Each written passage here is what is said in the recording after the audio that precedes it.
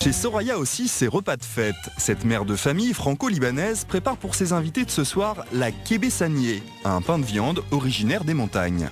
Là, nous préparons la pâte de la kébé. De la viande de bœuf, bien rouge, de la viande d'agneau plus rosée, le blé. Nous y ajoutons 2 cuillères d'épices et un tour de mixeur.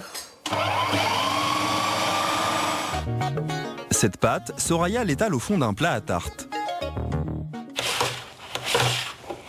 Ce geste permet d'affiner la pâte et de la coller soigneusement contre les bords. Elle doit maintenant y ajouter une farce à la viande et aux pignons de pain. À première vue, la recette paraît simple, et pourtant.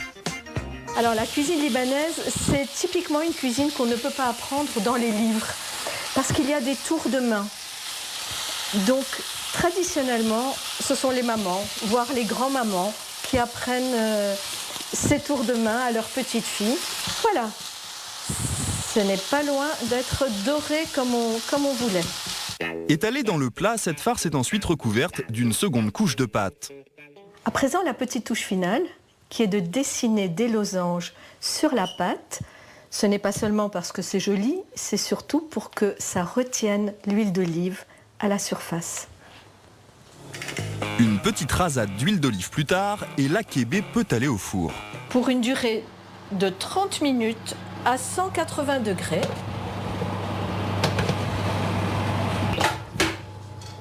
Voilà les amis.